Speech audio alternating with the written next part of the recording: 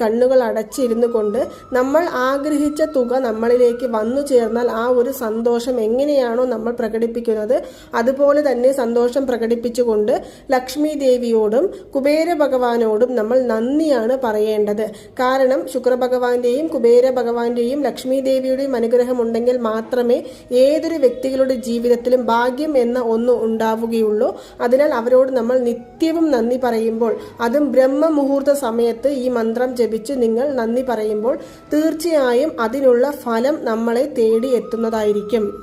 ഒരുപാട് മന്ത്രങ്ങൾ ചൊല്ലുന്നുണ്ട്, സ്വിച്ച് വേർഡുകൾ ചൊല്ലുന്നുണ്ട്, അതിൻ്റെ ഒപ്പം തന്നെ നമുക്ക് ഈ മന്ത്രവും ജപിക്കാമോ എന്ന് ചോദിച്ചാൽ കുബേര ഭഗവാന്റെ മന്ത്രം ജപിക്കുന്നതിന് ഏത് സ്വിച്ച് വേർഡുകൾ ചൊല്ലുകയാണെങ്കിലും ഏത് മന്ത്രജപങ്ങൾ ജപിക്കുകയാണെങ്കിലും യാതൊരുവിധ തടസ്സങ്ങളും തന്നെയില്ല.